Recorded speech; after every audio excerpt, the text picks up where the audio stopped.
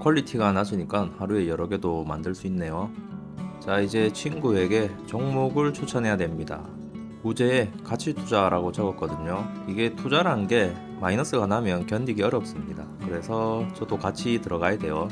일단 추천사를 한번 보시죠. 다른 영상에서 가져왔어요.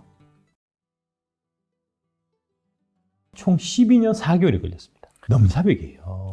전 세계에 4개밖에 없어요. 전 세계. 그러니까 얘들이 진짜 갑 중에 갑입니다. 예.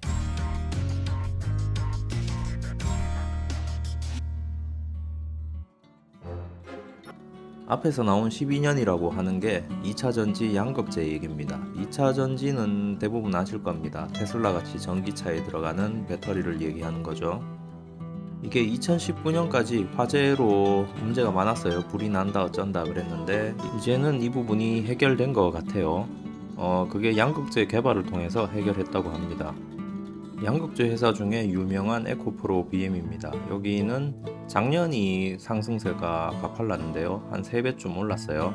그러다 두 번의 큰 하락이 있었습니다. 첫 번째는 중국의 LFP 배터리가 더 낫다 뭐 이런 이야기가 있어서 한번 하락했었고요. 두 번째는 미국의 인플레이션 감축법 있죠. 그게 통과되면서 한번 내렸습니다. 그런데 이 두 번의 하락이 증권가에서 잘못 판단해서 두 번 다 하락한 거예요. 이제 그 부분을 박순혁 이사라는 분이 나와서 설명을 했습니다. 6월 달부터 계속 설명을 해줬어요. 한국의 2차 전지 관련해선 이 두 개의 영상을 보시면 되는데 이분이 3프로에도 나와서 얘기를 했거든요. 아주 긴 시간 이야기하는데 잘 들어보셔야 됩니다. 요약하자면 2차 전지 산업이 지금 한국에서 다 해먹고 있습니다. 그래서 다른 나라에서 굳이 어렵게 주식을 사실 필요가 없어요. 처음에는 중국에서 저가의 배터리가 나와서 이게 혁신이다 이렇게 나왔는데 그게 문제가 너무 많았습니다. 거기다 일본의 파나소닉도 배터리를 테슬라에 공급하고 있었는데 양산에서 많은 문제가 발견돼서 손해가 극심하게 발생했습니다. 그러니까 짧게 말해서 한국에서 애플 같은 게 나온 거예요. 이제 독점 기업이 생겼습니다. 가격 경쟁력도 있고요. 서로 배터리를 달라고 난리인 상황이라 이게 쉽게 뒤집어질 상황이 아닙니다. 그리고 관련 업체들이 공장 증설을 시작했습니다. 이미 자금이 투입됐기 때문에 이제 투자하시는 분들은 유상증자 걱정 없이 쭉 가시면 되는 거예요. 2025년까지 약 5배를 늘려야 되거든요. 그래서 주가도 그냥 5배가 늘어난다고 보시면 됩니다. 그런데 이걸 추천해야 되는데 문제는 아래 위로 너무 심하게 왔다 갔다 하는 거예요. 거의 20%를 왔다 갔다 하는데 이걸 과연 친구가 살 수 있을지 모르겠습니다. 전저가를 기준으로 하면 45만원 정도 가는 건데 간다고 하면 믿을 수 있겠어요? 앞에서 나온 박순혁 이사님은 금양 소속입니다. 금양이라는 회사가 있어요. 그 회사는 지금 리튬 광산을 개발 중이거든요. 거기 콩고에 계약을 체결하러 갔어요. 직접 가신 건 아닙니다. 다른 분이 갔어요. 이게 발표가 11월 말쯤에 나올 겁니다. 그러면 주가가 뛸 거라고 생각하는데 이걸 유튜브에 올렸거든요. 그러면 모든 사람들이 다 알고 있는 정보입니다. 과연 오를지 모르겠네요. 이분이 유튜브 활동을 시작하신 게 6월 달쯤이거든요. 그때부터 2차 전지에 관해서 설명을 계속하고 다니셨어요.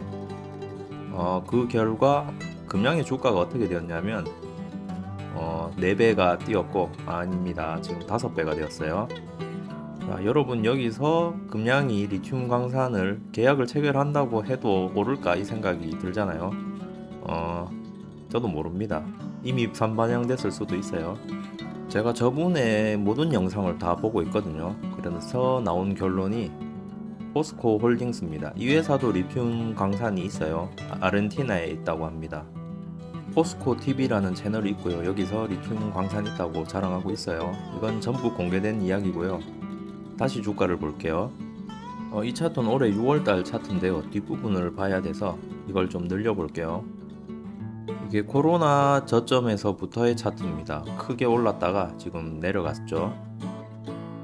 포스코 홀딩스는 주 업무가 철강입니다. 근데 최근에 철강 경기가 굉장히 안 좋습니다. 그래서 주가가 하락하고 있죠. 리튬 광산은 미국의 수혜를 보냐 마냐로 지금 논쟁 중이고요.